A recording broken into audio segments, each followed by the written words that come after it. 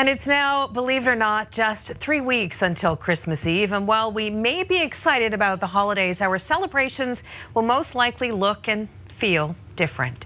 Well, joining me now for Get Psyched with Dr. Janine is Dr. Janine Hubbard. Thank you for coming in again. Oh, thanks so much. So 3 weeks until Christmas Eve. So there's still so much to do, like shopping and decorating and baking and cooking and planning. So how do we handle the holiday stress? I was going to say, it sounds exhausting just hearing the descriptions. We give this advice every year, but this year more than ever, you need to look at your priorities and you need to check your expectations. We all have this idea of having the Hallmark, movie Christmas or the perfect Pinterest meal.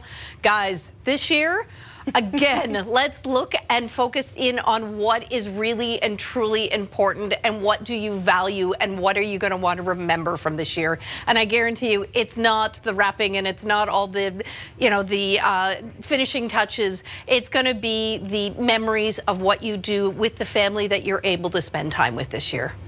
Now, we all know that things are going to be different. Yep. Our celebrations are going to be different, which means many of our holiday traditions are going to have to be put on hold for this year. So how do we make up for all of these changes? Well, and this is so hard because the holidays, more than any other time of year, are steeped in traditions, things that have been happening every year, the rituals, the routines.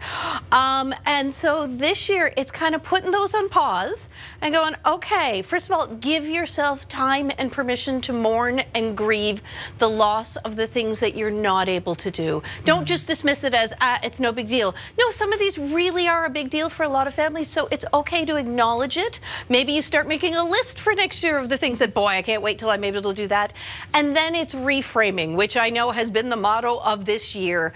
But figuring out, all right, well, perhaps I can't get together for the, wine tasting exchange that I usually do, but maybe this year we can look at some of the online board games or pull out some virtual bingo or do something to come up with some new traditions. Maybe you've always wanted to go out to Portagrave to look at the lights, but never really felt you had the time. This sounds like a pretty good year. So changing it up a little bit, but embracing the fact that we're not bogged down by all of the obligations and work parties and all of those things. And so embrace maybe having a little bit of extra time and some quality time with the family. Speaking of quality time with the family, how do we talk to our family members, our extended family members, about limiting those get-togethers?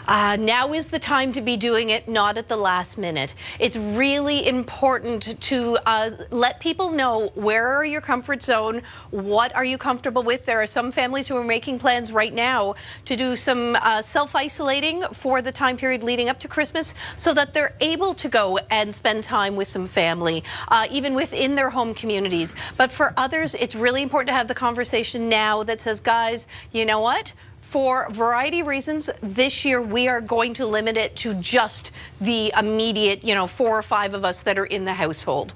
And while we'd love to see you and we'd love to celebrate with you, we're going to have to put that on hold or have it look different.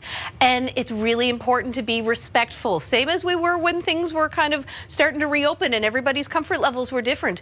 Be respectful of boundaries that are being placed on you, both by government, but also if you have friends and family who are saying, here's my boundaries.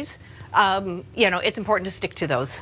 Okay, Dr. Hubbard, we have 1 minute, Yep. and no more. So another big thing this year, how do we set realistic limits on gift giving and overspending? Okay, first of all, cut out all of those casual hostess gifts and the what if somebody drops by gifts and all of those occasional things.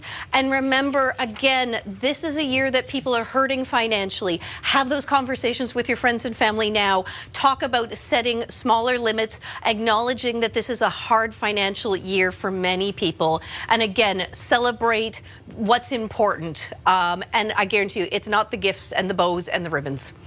All right, Dr. Janine Hubbard, thank you so much for coming in. Thanks again.